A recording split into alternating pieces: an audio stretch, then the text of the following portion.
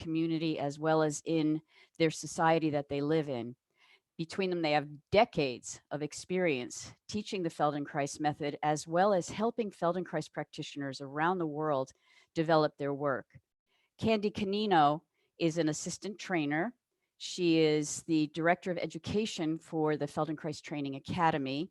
She has been deeply involved for many years in the International Feldenkrais Federation, helping our community build competency, develop their process of learning.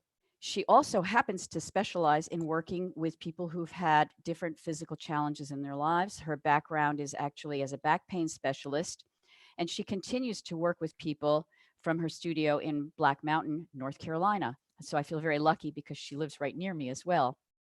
And Marcella Brettschneider, I think I said that right. You'll correct You me did? if not. Yes. Is also an assistant trainer, and she helps with the Feldenkrais trainings in Argentina. She hails from Buenos Aires, and she has spent her career going from dance teacher to a specialist in sports, taking her Feldenkrais work and working with polo players and horseback riders. And of course, with that, we deal with a lot of injuries and a lot of recovery as well. So, and by the way, Marcella also is responsible, if you've ever seen any of those beautiful videos that are they're called Feldenkrais moments. She's the force behind that, having been the filmographer and the creator and the choreographer of all of that stuff. So she has done that work in helping promote the Feldenkrais method. So these two giants of our field, I'd like to welcome you both now to talk about a very interesting subject. Hey I'm not there. Thank you, Lavinia. I'm not an assistant yet. I'm there. Oh, you're not. Not You've yet. been talking about it for so many years, Marcella. I thought you did. No. Okay. All right. I'll take that back. So, Okay. so as you know, and what we're going to be talking about today, by the way, is related to the 3 interviews that we did today, all of which were about different ways that people have dealt with what we call physical challenges and recovery. And so if you haven't seen them yet, after this panel, you may want to go back and watch them so that you can kind of connect the dots for yourself. And of course, this is an opportunity for you to also get to know us a little bit. We have 2 ways. You can chat with each other by going into the chat function and writing, but when you write there, you're speaking with each other. If you have a question for the panelists, we'll have a Q&A session later on in our conversation. And so then if you look down at the bottom of your screen, you'll see a little thing that says Q&A. So the Q&A is for questioning the panelists, not for having a conversation. And the chat is for having a conversation and not asking the panelists, because we're not all reading the same things. So I hope that made sense. And I hope you take advantage of the opportunity to A, get to know each other through the chat, and B, ask your questions about the subject as it unfolds. So the big question, the theme is physical challenges. Are challenges just physical? Marcella, you want to go first? Yeah, I would like to. When we think about physical challenges, the first thing that arises is action. We think of actions, maybe little ones. If you had an injury, maybe touching your head can be a challenge. If you're an athlete, can be you want to run faster, jump higher, reach farther away. But every little action has a movement within, has a thinking, has thoughts, feelings, and sensations. So this is the way we embody the actions through the Feldenkrais method, and this makes the big difference. So it's not only physical. And the way that we think, we sense, we feel when we move, it's in accordance to our self-image, which is conditioned by our inheritance, cultural, social, moral, religious.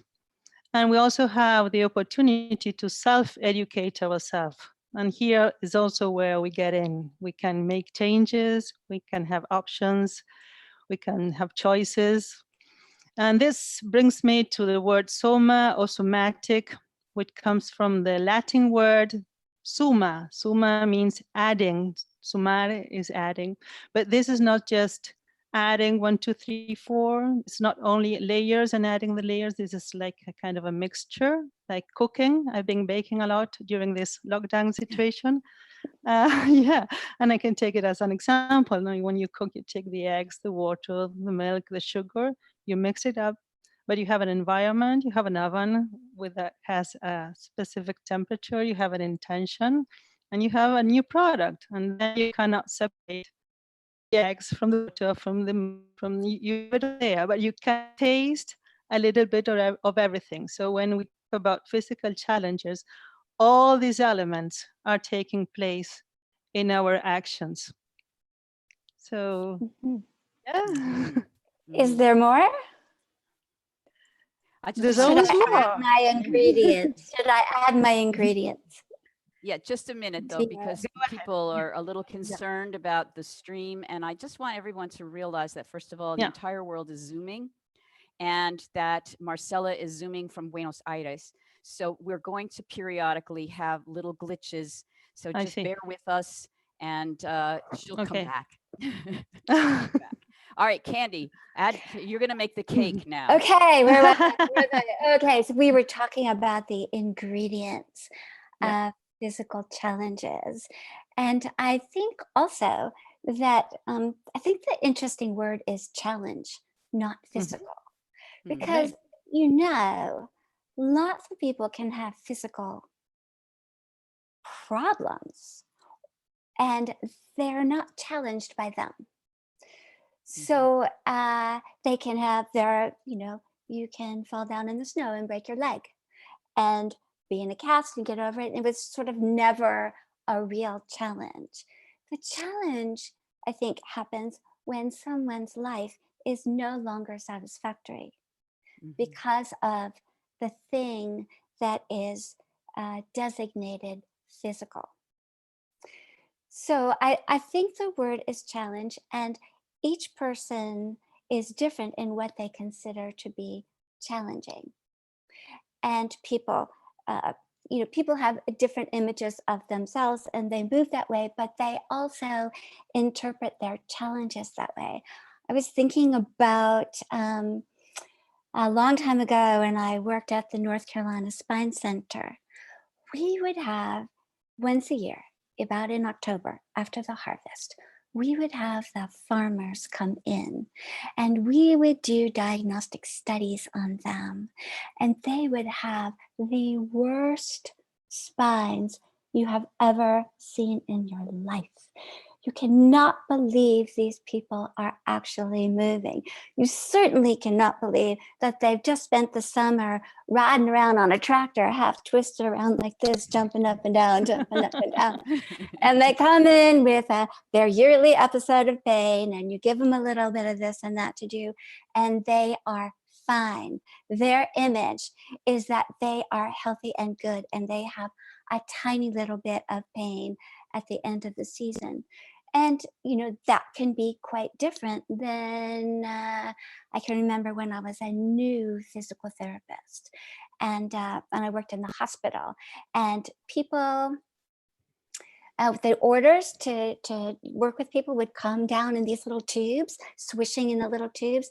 And when we would get an order for a young man, 20s and 30s, that we had to get up on crutches because they had had a bunion surgery or a foot fracture, and they were dealing with this kind of first episode of physical challenge when they were so robust and healthy before, and crutches and pain, and they were so difficult to get moving forward that we would use the orders like a hot potato. I will pay you to take this one.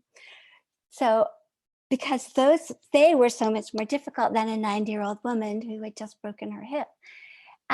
So I think it's not only self-image relative to the way that we work, but it's also self-image relative to the way someone interprets challenge. And I think when we work with someone, one of the things that we are very specific about is, how is this person challenged in their lives functionally. We don't necessarily work with the pathology. We work with the person who's living with the challenge. Um, does that make sense to you, Marcela, when I say that? This connects me with the idea of emotions and how emotions interfere in our pains. We can have a very dramatical MRI or diagnosis, and if we don't identify with that, we can be very happy, we can be very functional, we can work very well, because also we can be very stressed in a good way. We can be doing lots of things and feeling very well as we were doing it. But if we are in a hostile environment and we are not happy, then all our pains come to a different dimension, and we are our pains. And on the other hand, I was thinking about when we get to, or we or someone gets to this dark place where he or she has to do some change because something is not functioning. I really have the impression, and through the testimonies as well, that we have the big opportunity, if the person is curious, if the person wants to challenge life, because it's in some point is challenging life to defeat death. No, you want to living is learning. We cannot live without learning because it's intrinsic. If we need to survive, we are learning things every single day, every single moment. And when we get to that point that something that we learned is not being functional, we can get depressed or stopped. And maybe an injury is the opportunity to stop, and the confirmation that we are not working well with ourselves, or the opportunity to learn something new, which is not that easy because sometimes we have to let go tons of information, of education, of patterns that we have built during decades. And here, Dwight's testimony was so beautiful when he said, even in the darkest scenarios, there's a light, there's opportunity to make choices. So it does not depend necessarily in what is the situation, but what is the will of the person to learn something new. And here it can keep unfolding without an end. Moshe said, there's no end, there's no limit to our improvement. Right. But we have to open that little door, and not everyone wants to open it. And I think people sometimes don't know how to open it, and they don't even know that the little door is there. Sure. When we think about the learning and giving up, I think a lot of people who have a physical challenge, first they grieve. So all they know is that they don't have choices. Whatever the universe put on them, they no longer have the choices that they used to have in a certain way. We all are feeling this way now because the universe put on us a kind of a constraint, and our choices, we feel like our choices are gone. The choices that we used to have might be gone. And I think that in our work, what we do is we bring somebody to the place, we understand that those choices are gone. And then we start to, little by little, help them make distinctions in the way that they think, the way that they move, the way that they sense. And as we start to get them to feel, to sense, to acknowledge these distinctions and choose between this or that, little by little, I think that they begin to have this whole world of choice open up to them. And yet, they still grieve the choices that are not open to them. It's not about grief or not, because we have to embrace all our emotions. We have to go by the hand. We have to go by the hand with fear. But fear and grief sometimes are the other side of creativity. So we should not take them apart from our life. They are part of our life. But there's opportunity to rewire, to repattern, to make new connections, because we have realized that connections don't function anymore.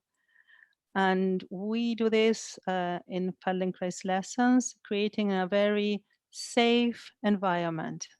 So we Sorry. can, yeah, Maybe we should talk, maybe we should be specific for our people okay, at home who maybe haven't right. had a Feldenkrais lesson, maybe haven't ever done it. Maybe we should give an example. Do you think? Great. Do you have one? I don't have one in my mind right now, but I can invent one. I don't know. We can go to this one, which was the initial movement that I took at the beginning of the discussion. Maybe this that seems very, very simple. If I had a big injury in my neck or in my dorsal spine, it would be a big, big challenge.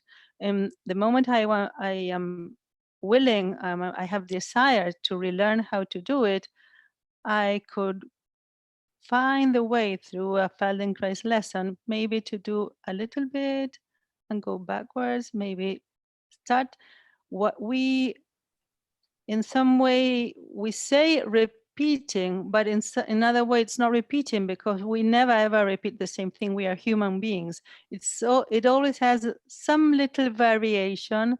And so in some way, we are recycling the movement and looking for other options. And maybe suddenly I can realize that I can touch the back part of my head. And this makes me a little bit more confident. So maybe then I can touch my ears someday. And maybe I look for the opposite movement and I go downwards and I start playing in a safe place. And maybe in all this playful environment, I get to touch my head, and it's marvelous. But we don't push the goal. We go playing around the process of trying new things. Is this Mhm. clear, or more or less? It's You want clear to me. Okay. I was thinking about, I have another one. So Great. I was thinking about a person who is a runner. Yeah. And the runner, like a lot of runners do, lives to run. If the person can't run, the person is wretchedly miserable, not good. It's not a good enough life. Oh, the person can walk, no problem. The person can swim, no problem. Can Yeah. climb on the rocks, no problem. Cannot run. Every time the person runs, there's a back pain. And so, and for her, there's no choice. She has to run, and yet she cannot run without the terrible pain, which then stops her from running the next time. So I look at her move and I see that, yes, she runs, and when she moves, she says she has a back pain and her back doesn't move at all, but then neither does her neck. And she takes long, long, long strides. And so I look at all the things that are moving, and so I say to myself, well, I think that if this person learns to move her neck, then if the top of her spine learns to move with the rhythm of the walking and the running, then maybe the bottom of her spine is also learning how to move with the rhythm of the running. And then I have to say to myself, I wonder why this neck is like this. And that can be an image. That's the way it's supposed to be. That could be because of the way she was brought up, or the way that she was taught good posture is, or it could be the way that she creates determination. In fact, that turned out to be the case. The way the person creates the determination to do the run, to do the climb, is with this sort of embodiment of determination in the jaw, with the jaw sort of held back and square and rooted, because that is how she does it. And as it turns out, when this person learned how to begin allowing the jaw to move, to express, to be free, even not only in the running, then this person is free to express, is free to be determined without the expression of determination, which let the top of her spine begin to move, which softened her breathing, which let the bottom of her spine move. And then she was entirely, all of her bones, all of her muscles, and all of her passion and her joy is participating in the running, and not just the running of determination. So it's a reminder to us, to myself, as I'm listening to you, that going all the way back to our beginning question about the physical, and is it just physical? The example you just gave, because our self-image includes everything, was that her neck pain was related to an emotional attitude that she was carrying. And then when Marcella was talking about the experience of the arm coming up and suddenly coming to the back, there's an emotional component that takes place when I suddenly experience well-being when there wasn't well-being before, that shifts my self-image again. And to me, this process of learning, in your notes that you gave me, you had the word paradigm, and I want to address that, because you spoke about all these amazing things that learning does in order to make a person more of a person, but we're still dealing and living in a paradigm where if I experience a physical challenge, I hurt something or I have a pain, I'm supposed to disempower myself by going to a doctor, and I am expecting to be fixed.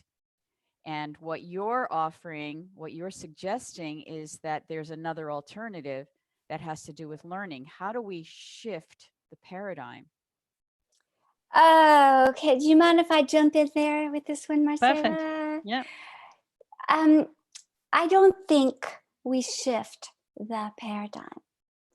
I think we widen, broaden, expand, and make more variable the paradigm. Okay. Because you know what? If I fall in the snow and break my leg, then I'm going to the doctor to get fixed.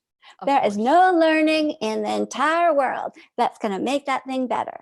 And if I have a terrible pain in my side, and it turns out that my gallbladder is about to rupture, I really, really, really am going to the doctor to get that thing removed. I have got to be fixed. And that is not a paradigm I want to change at all. I love that paradigm. In fact, sometimes we don't go soon enough because we're involved in all the other paradigms. Now, there are lots and lots of physical challenges and difficulties that simply can't be fixed. And we run into the problem, or, this is what I've been doing for 37 years, so I am a little biased about it. But it's when the problem can't be fixed, when the doctor says, either I can't find what's wrong with you, or this problem can't be fixed by any procedure or medicine, or when every procedure and medicine has been tried and it hasn't been fixed. Then that's the place where people either have no choice or they expand the paradigm. Now, would I like those people to come to this idea that they could learn a different way, that they could understand more about the way that they are working, about the way that they sense and feel and move and make choices and redirect and use themselves other ways before they get to that place of frustration that they can't be fixed? Yes, but I don't want it to be instead of. I maybe want it to be first, unless there's blood, fever, infection, or bones protruding, and then you should just go straight to the doctor. I agree. When I meant shift, I meant shift. I didn't mean replace. But well, my whole practice for all these many decades has been working with those people that have been told nothing else can be done. And you know, Exactly. there is nothing I love better than that. There's nothing I love better than that challenge of figuring it out. Why is it that this person has continued to suffer? And what are we going to do? And the really great thing that I know, and you know, and Marcela knows, is that they're going to be much better very soon. We know. They just don't know. And we'd like them to know. You guys, it's true. You should know this. You will be better very soon. Okay, sorry, Marcela, go. Your It's turn. perfect. I was thinking that this is true. Maybe most of the students or clients that come to us, they come to us as the last option because they have tried different things, and we are there where the official or conventional medicine cannot do something, and this is the way, this is the ticket we take, and it's fascinating because we in this learning process, it's not that we do it, but through the learning process, through a learning environment, through going slowly, step by step, sensing, feeling, and thinking, changes appear. Things starts to work. Maybe there are very little success steps that the person gets to get, but they are very valuable. And for someone who couldn't do nothing at all or was totally stopped in their process, it's a gem. So yes, this is a way that we enlarge our work, but it's beautiful also when they come.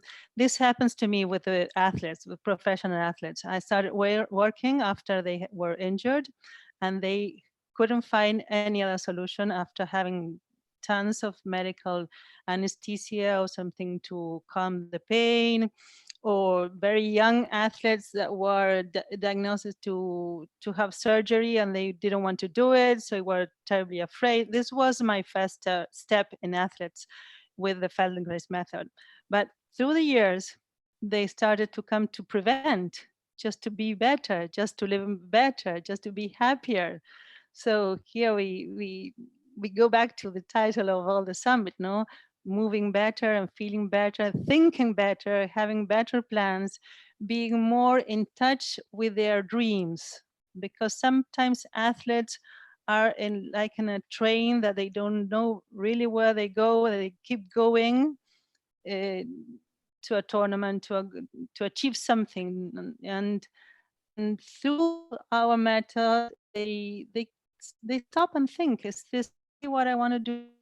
Would I like to do it in another way? Maybe not playing all the tournaments and being more selective, taking more care of myself.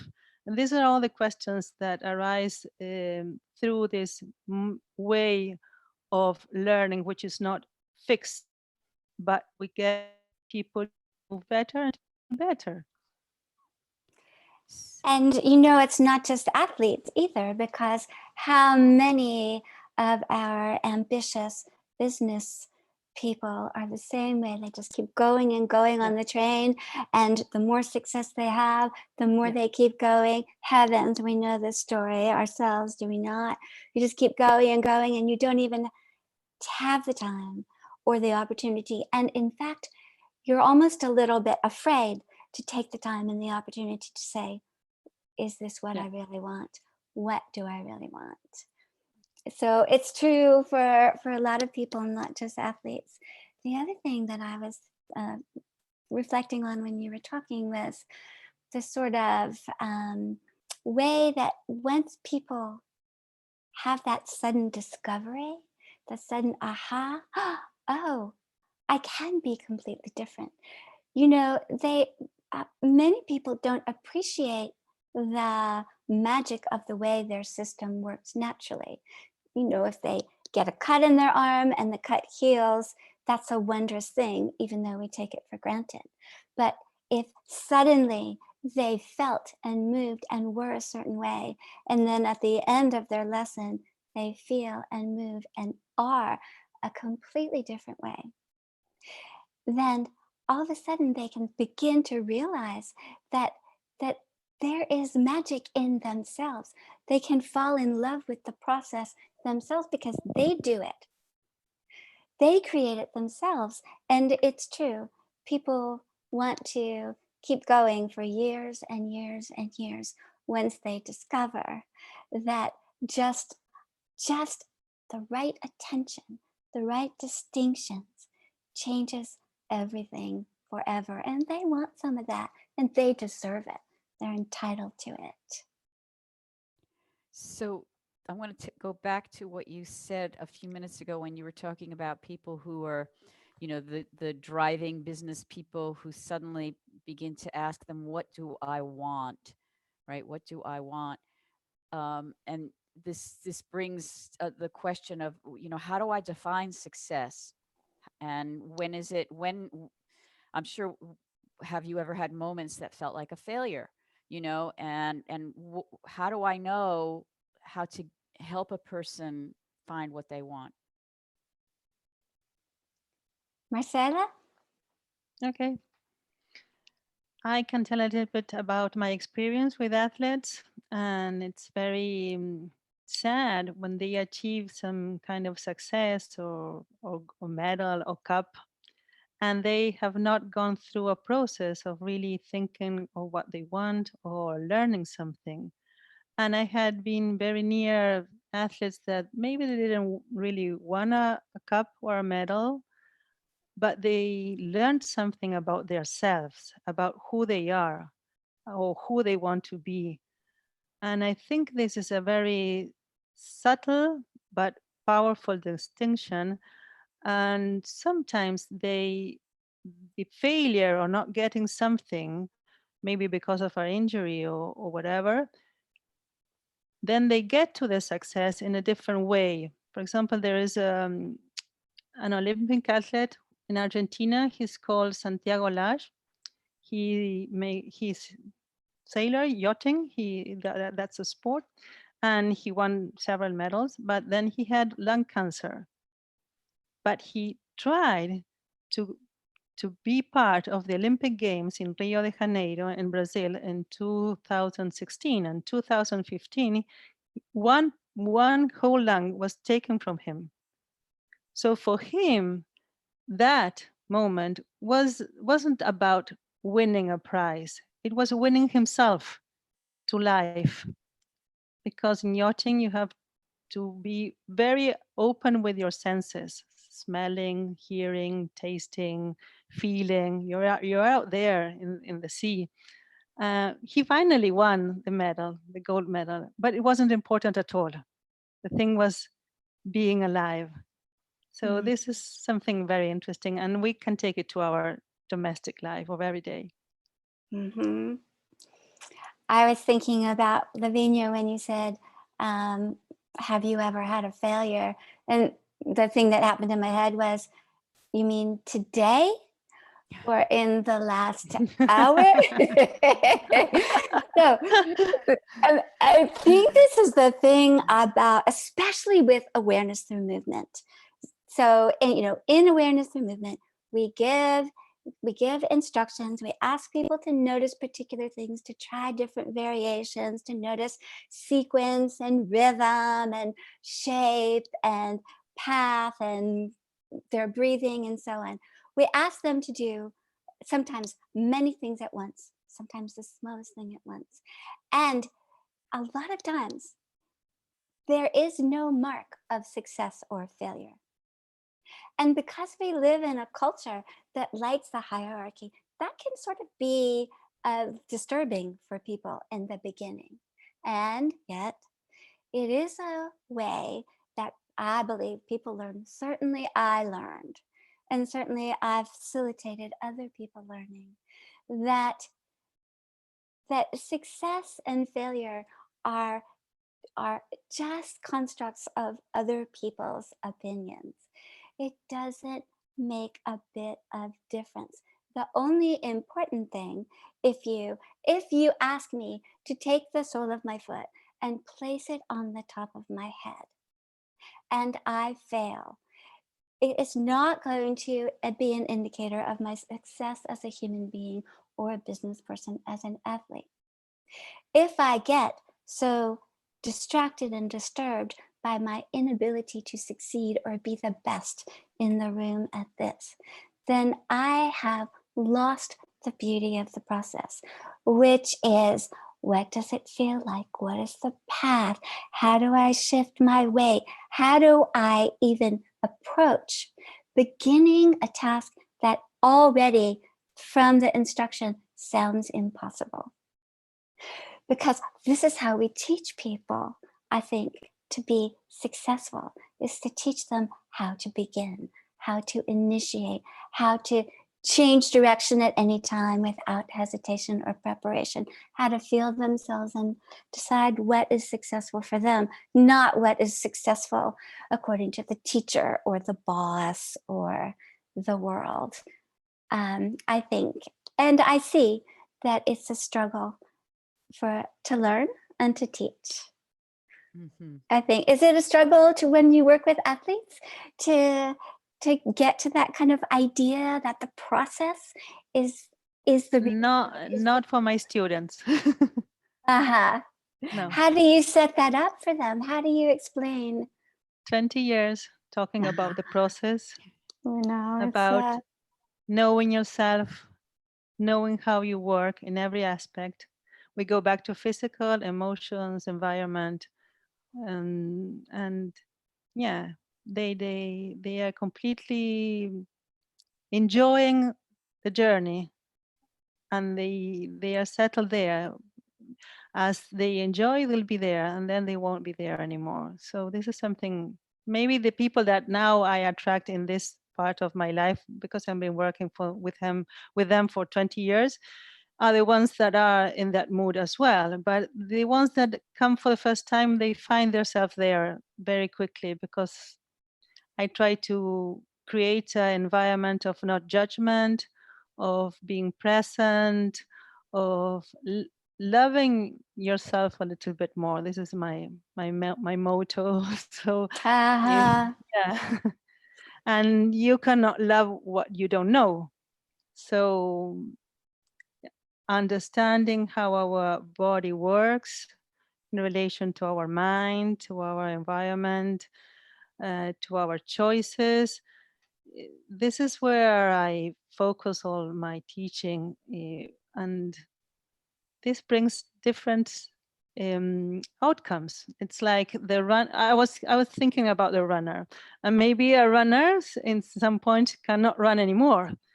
So what happens? What happens with his or her self-image? If your image is just running, if your image is just playing polo or just yachting, well, you get depressed, which is a stage of the process that you have to get in, but you can turn to be another person, and you can find out you can do other beautiful things, and you can have other challenges that maybe you couldn't find while you were running, or while you were on a horse, or while you were yachting. So limitations again, and failures in some way, are the doors to, it's like in an ATM and in a lesson, all the parts that we don't move, we all have parts that don't move, or some kind of paralysis, and maybe between a rib and the other, or in an arm, or in some vertebra of the neck. But they open us to see what we really can move. So in life, I think it's the same. When you cannot do something anymore, you have the chance to see, well, what can I do that I never did? Being locked down, I'm cooking. I have never been very fond of cooking, and now I'm doing it every day. So I have no options. I was thinking about the Well, three of well, us, and the three of us have led a lot of different lives, right? We have morphed into different people with different images. I think it's Yeah. three of us I was just and going to lives, say, that isn't it? yeah. So you do have a choice. You have a choice in how you choose to cook the meal, how you approach cooking the meal. Within the constraint, Yeah. you can have fun, and that was one of the things that I was thinking about in the learning process, how it can become pleasurable. And thinking back to some of the interviews, how Mary Susan was playful with her imagery, and how Dwight was like, okay, that didn't work, let me try that again. Yeah. and how each one of them are looking for the pleasure of learning or the fun of learning. And I think that you brought it up, and I just think that that's an important factor in what we have to offer. That there's a way that that feeling good comes through the whole self. I'm going to be quiet now and let you guys talk. But Um, may I jump in? Please. absolutely. I have some thoughts about pleasurable because we do create an environment that makes lessons pleasurable, but I don't know. All I would include in that also going through grief, going through fear, going through the unknown in a safe environment with safe conditions, with no judging, can also be pleasurable. And this is not the very usual way of using the word pleasure or happiness, but transforming pain into action, inability into ability, loss into options. It's also pleasure. So this is a word I need to reframe to myself, because if not, as teachers, we are always in kind of a we could get into a kind of comfort zone where everything is beautiful and no one suffers.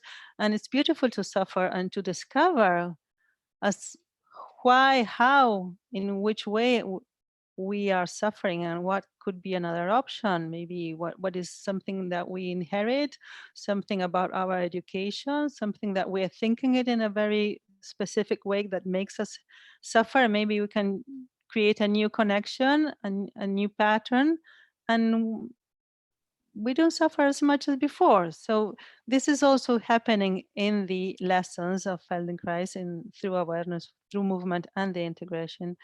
In some way, they have the same idea, but going back to Mary Sue, which I loved her images, I would add that all these images she talked, for the ones who didn't see the testimonial, that I really encourage you to do it, because the three are very, very good. Mary Sue talked about the bowl instead of talking about the floor, the pelvic floor. We always talk about the pelvic floor, and she talked about a bowl, and then she talked about a scarf or silk scarf, or a fabric, like a texture, and she said we are living tissues.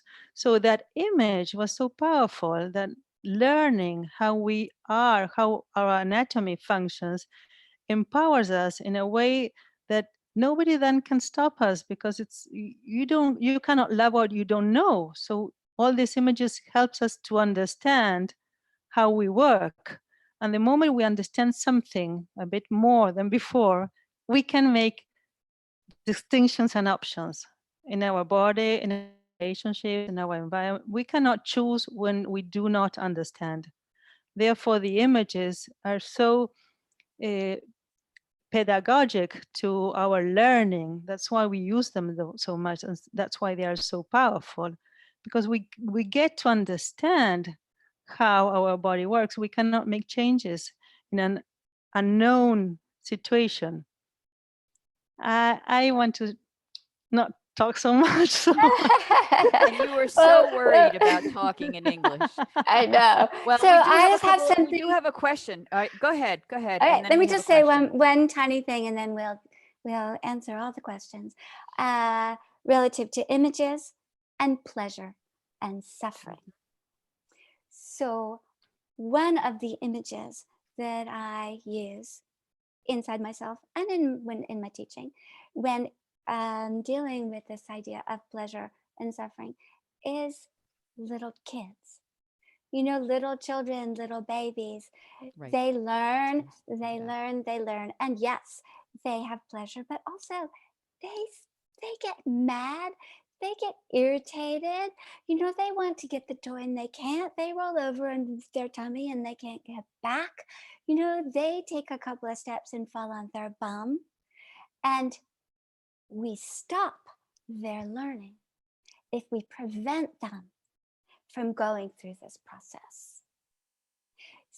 and the pleasure of their discovery, of their success, is the most wonderful thing to watch. But we rob them of that if we don't let them suffer, because we only want them to have pleasure. And I completely Mhm. agree with you.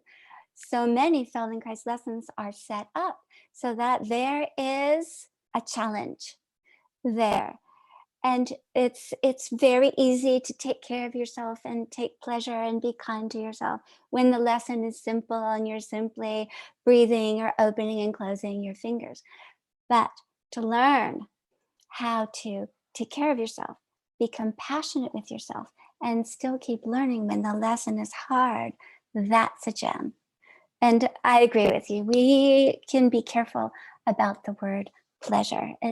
We can be articulate and make the distinctions about pleasure. Well, and we're about to make a distinction about frustration. Oh, So the question, this question has a couple of parts to it. So and so you're probably going to want to address it in parts, or maybe not. I don't know. How do you handle very frustrated people? I love the word. How do you handle very frustrated people that just can't see the light or are very scared and depressed? So that's a big, there's a whole lot of things there. Feel free. I'm good with it. Marcela, are you want to talk first? Because I can go on and on. Bueno, this is a Spanish word. Well, this situation is very challenging for me, and I love that kind of situation. So, frustration and not seeing the light, for me as a practitioner, as a teacher, it's not a stopping point. It's again an opening possibility. And I try to reach the person where the person is.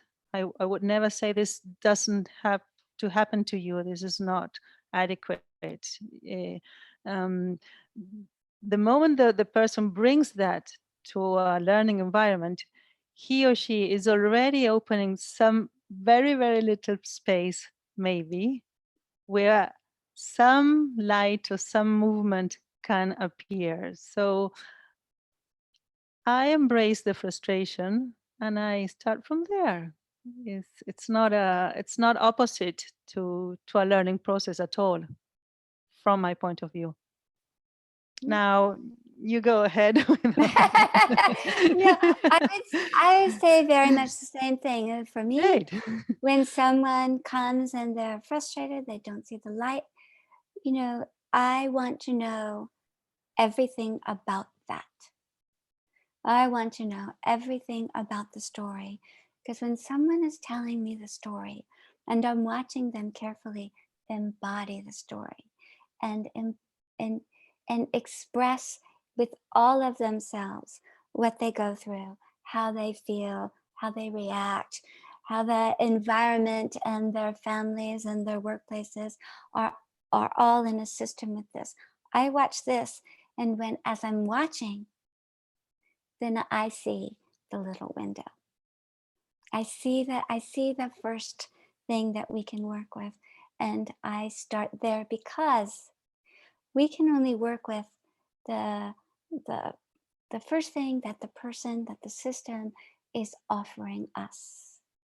We only take what they give us, that's safe for them to give us, to work with. And if we're careful and we listen, then we see where is that first thing. And if we are skilled working with the first thing, then they will trust us to give us the next thing, the second thing. And little by little, we establish this relationship of trust, the system between us. We know each other more and more. And little by little, we take that little window and we nudge it open. And so I agree. I embrace the frustration, and I know it well.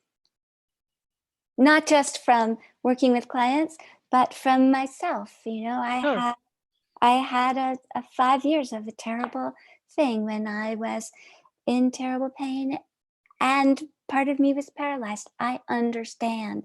And the understanding, I think, also goes a long way. That we know. Mm-hmm. Mm-hmm.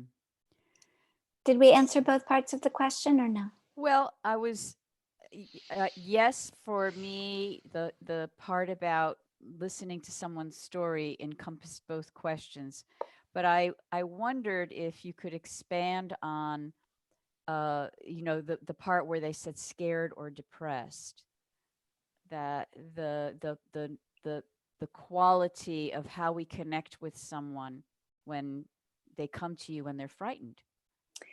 Well, for me, if someone has really been dealing with a big physical challenge, then being scared and depressed and frustrated is normal.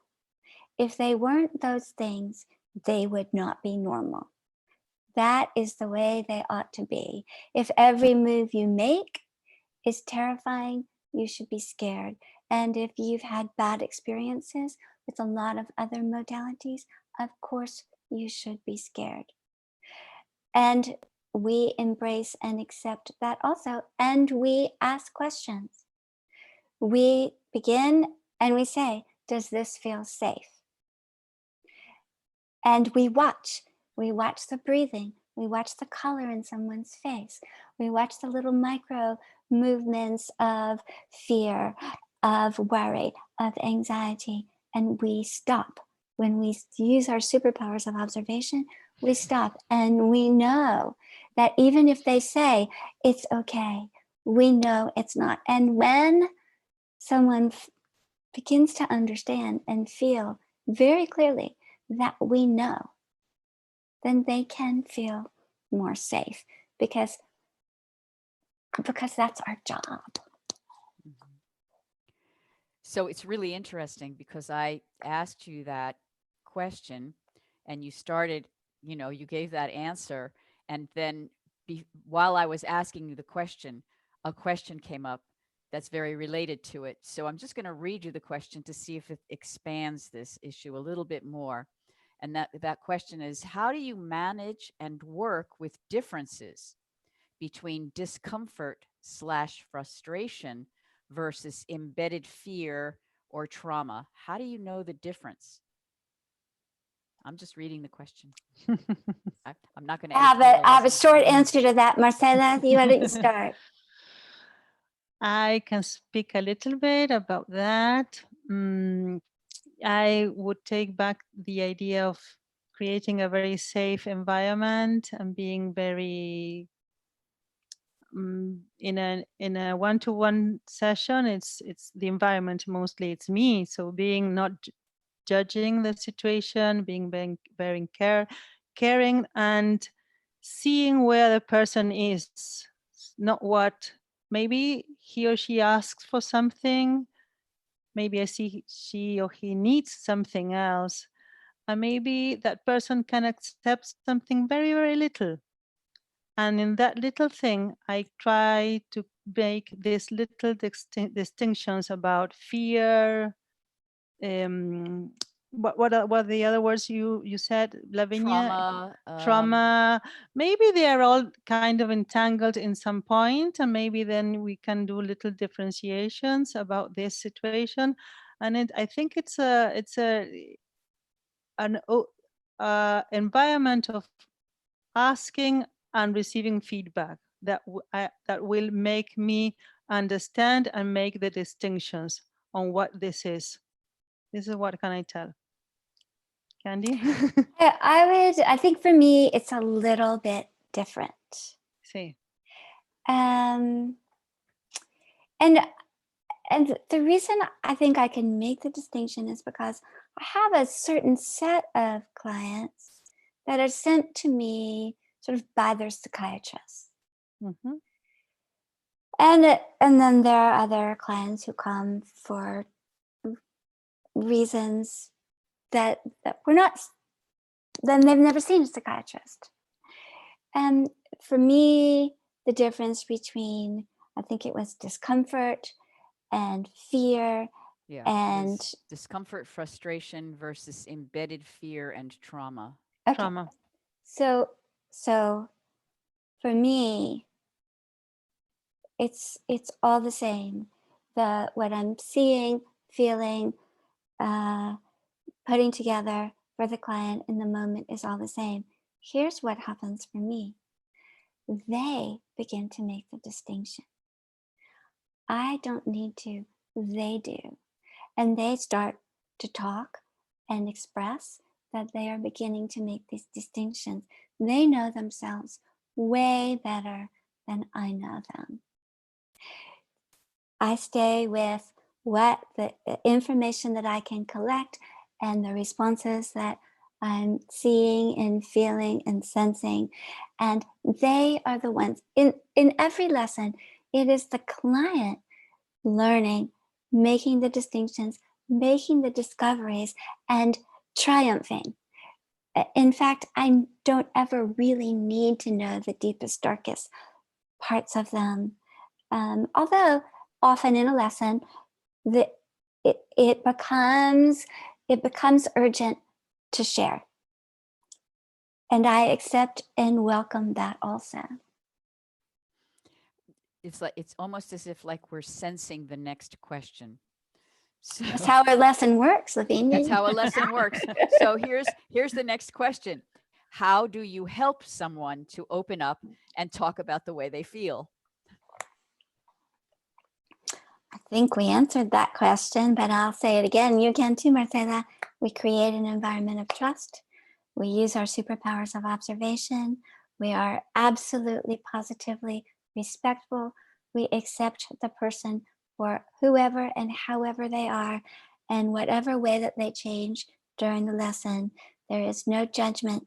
There is only acceptance and working together toward whatever they want to work toward.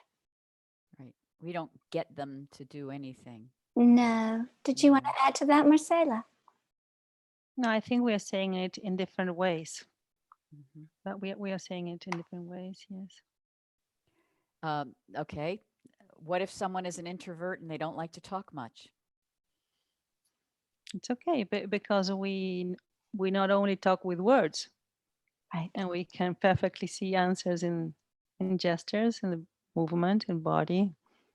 And yeah, we can also talk in silence. We can also talk without speaking. We can talk with our hands, our distance. There are a lot of other non-verbal languages. Hmm. And if someone doesn't talk, that doesn't mean that they're not thinking, sensing, feeling, and learning. And it's theirs. If they want to share, that's lovely. And if they want to share, they're teaching us something about them. But it's not at all necessary. And I would say also that, as Marcela said, this way that we are in a conversation, especially in functional integration, when we're using our hands, the way that we are in a conversation is so intimate that words are often not only not necessary, but also can be a little kind of an irritant sometimes because they're inadequate.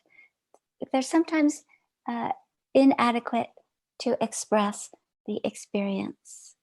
Sometimes, to some people. And to some people, the experience isn't actually real until it has been given language. This takes me a little bit to Mary Sue, when she talked about all the learning that occurs when we take words to our process. And it's kind of letting go of concepts and letting the space to new learnings to emerge the moment we leave the words. So there's a very large richness when we don't use words, or when we take the words aside for a moment. Mm-hmm. And I think that's why we use image when we use words, because image says something greater than the string of Sure. letters strung into a sentence. Yeah. Also, let's not forget that it's not just about talking, that listening is not just listening to words, right? Yeah. Yes. We can listen in so many different ways, as you mentioned. Even the sound of how somebody takes a breath, Mm-hmm. it speaks volumes for sure. Well, this question, well, you can just think about whether you want to answer this or not, because it's kind of a little off topic, but yet it's still about topic. And it's, how do these seemingly very specialized practitioners get clients? Referrals? Are they in-house for a larger entity like a hospital or a rehab center? So I think it's worth answering, because how we attract clients is a very interesting process. Sure. So for me, it is now and always has been word of mouth. When I have a funny little story. When I first opened my own practice, so I was a physical therapist before, I'm a spine therapist. When I opened my own practice, then I was still, this is in 1996, I was still in the business of getting referrals from doctors, and I thought that's what I had to do. And one of my strong referral sources said to me in great frustration, "Candy," he said, "now that you're doing this other thing," he said, "I'm sure it's fine, but I don't know who to refer to you." And I said, "Well, just refer the people who move to me." That was very frustrating to him, and he never referred me another client again. But it's okay, because for me, you know, one person tells another person, tells another person, and then there's a 3-month waiting list. Yeah. What about you, Marcela? Since I was 19 years old, I'm teaching. So it's the thing that I know to do. First, I was a dance teacher with an approach that had Feldenkrais as a basis and proprioceptive techniques like Alexander, Eutonia, and Feldenkrais. So it's so in me. So I think it's the way I move in the world. It's the way I connect with future, with income, with everything. It's in me. It's my way of living, of thinking, of moving, and this creates my working environments and my students. I have not worked in a hospital. I have worked mainly in private situations or environments or ambience. Um, but yes, it's like working well maybe with one person, and if something nice happened there and then the dialogue was good, this person will want to come again and probably refer me to some friend or neighbor, and this keeps rolling and rolling. It's not that I do nothing more specific than trying to work well. I do things to be visible, and in social media I like a lot about advertising in a very creative way, because I'm a photographer and I like films and I like images, and I have a lot of fun doing that kind of things, and I have some kind of capacity, but my students don't come through that door at all. That's the truth. No. It's a way to contact with the world, and they can see me there and we can keep on chatting there, but they come through some reference of someone who in some funny way, maybe they cannot explain it, but they are living a little bit better through the lessons. They have a little bit more of quality in their lives, and everyone is searching for that in some way or another. So this is what I can say, not Mhm. much more. I also wanted to add that there is a way that we make connections with people. Hmm. And that connection, I think a lot of people have a craving for that kind of connection, without judgment, without demand. And I think just going through life in our communities, making those connections with everyone, every party, remember in the good old days where we stood in line at the store close together and we could talk, or at restaurants, at remember parties. That was super fun. I think for me, even that, just establishing the connections. And when you were talking about social media, which I really don't do, but I did learn that there are certain things you have to do to establish credibility, because once you've Yes. established Yes. connection, then these days people have to sort of research you to make sure that you have credibility. And Yeah. I believe both are important in our current situation. Yes. Sure. Yes. Next question. There are no more. Okay. But there is a comment coming in from the same person. Let me just see what she's saying. And it says, so it seems clients are attracted to you because of who you are as people and your skills. Would you agree with that? I would say you better ask the clients. We could do a survey. It reminds me being in my kids' school, and maybe something going around, and I do a different question, and it will say, "How did you get to that question? What is it that you do? Who are you?" And I think through the method and being very immersed in the method, we think in different perspectives towards one situation and in different levels. And this brings other people their attention to how did we get to that kind. Maybe it was a question, it was only a question, but we did it in a very specific zone that no one was there at that moment. So this is something I can share. It's just an anecdotic situation of everyday life. Or Yeah. I was thinking about, it's true, the three of us, we know each other, we adore each other, and yet the three of us are quite different the way we think and in the way we work. We practice the same method, but we're different in the way that we work. And that is the most beautiful thing, because there are people that are attracted to my way of working and being, and there are different people that are attracted to Lavinia's way and working, even though we are close in geographically close to each other. And that is one of the beauties of our method. Sure. Is it allows us to make it authentically ours and yet still be authentically Feldenkrais.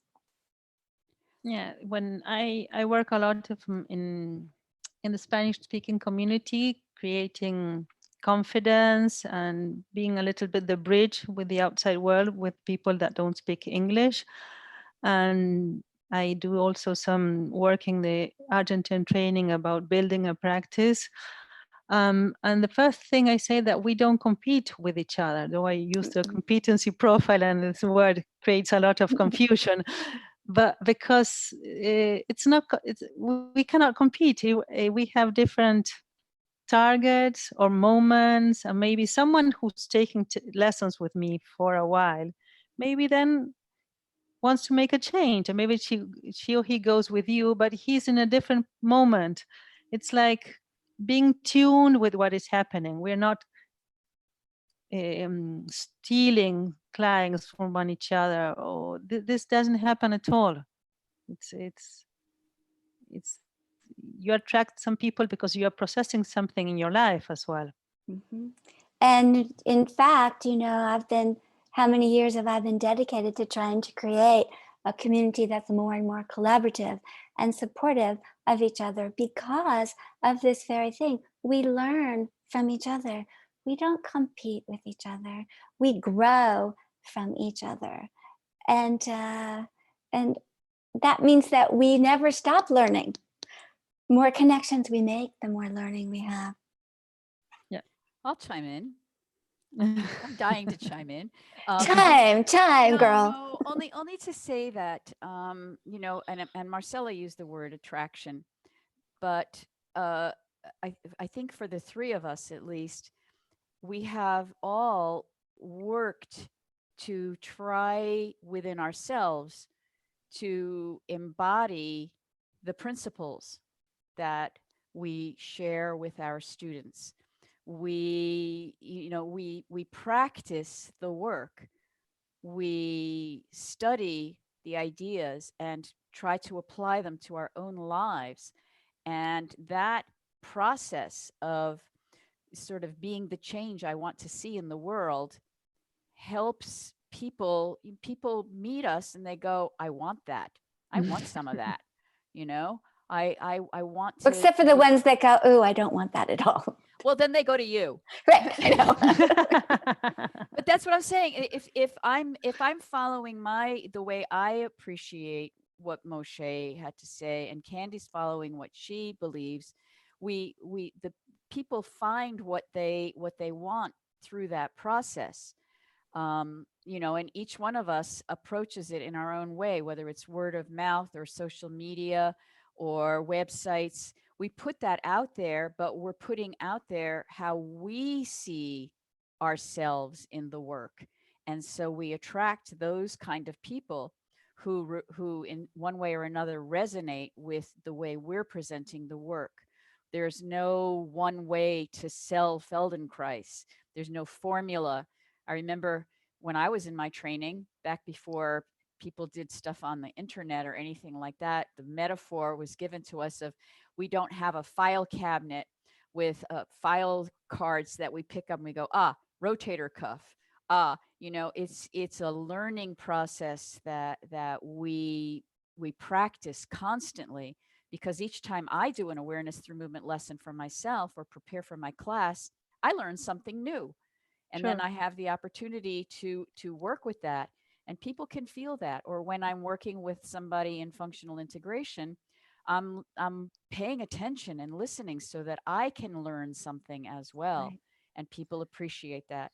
So there's Yeah. one more little question. I mean, a lot of these questions have to do with how we disseminate this work, but this one is going back to this question about our ability as a community to describe or explain our work, Mhm. especially at this time in history. So again, I feel like each person has to put it in their own handwriting, but if you want to add anything to that, since both of you have worked so hard on helping practitioners speak to this. I'd like to start with that one, Marcela. Perfect. Go ahead. The thing is, have you noticed that Marcela and I speak differently? Because English is not her first language, and Spanish is not my first language. And if I want to have a complex conversation with Marcela, then it's better for me to speak her language. And if she wants to have a conversation with me, it's better for her to speak my language. It's a little off and if you ever travel in a country where you don't speak the language and you're trying to find the right train, the reason that we have so many different ways, I believe, of explaining the work is because we are speaking to each person in their language. We try to understand their language, we ask questions, and then we speak to them with their words. For some people, that needs to be an emotional perspective, an energetic perspective, a biomechanical perspective, a neurological perspective. There is, I will make a different explanation to a computer person versus Sure. a Banjo player. zookeeper versus a doctor versus the fireman down the street. I use language that is their language, and that's why it's not always the same explanation. And that's why if I am making an explanation to a big group and that group is diverse, it might sound like babble to some people in the group. And then I have to watch with my superpowers of observation, see who thinks that I am speaking nonsense, and recalibrate, make a new plan, say it another way. Marcella? I would only add that we have to remind ourselves that each human being is unique and different. And that makes us work differently with each person that comes to us, but also trying to not be in the compulsive way as students, teachers, or society to fit or to be the way we should be. Feldenkrais talks a little bit about masks that we put on sometimes to be loved or to be heard or to be accepted. And this is a very strong principle where we stand. So this is applied to every contact, every relation, every student, every challenge that we have. We have this in mind. We are all different, and this is the beauty of it. Well, gosh, that feels like the place where we need to end. Just we are all different, and that is the beauty of it. Thank you. Thank you And for the that. power of it. That's the power of it in our work also. That is the Don't want to power of it miss in our that. work. Indeed. So for those of you who want to know more about how Candy, what'd you say, makes herself credible? Was that how you Yes, credibility. you want Candy's credibility? Her website is down at the bottom and you can check her out, and Marcella's Facebook page is there as well. So you can get to know more about how they present themselves in the world, as well as how they deal with physical, mental, emotional, and other challenges in their work. I want to thank you all. Thank you both. And, Thank you. And thank you all for attending, and enjoy the rest of the summit. All right. Great job, Lavinia. Thank you. I couldn't have done it without the two of you. Bye. Bye-bye.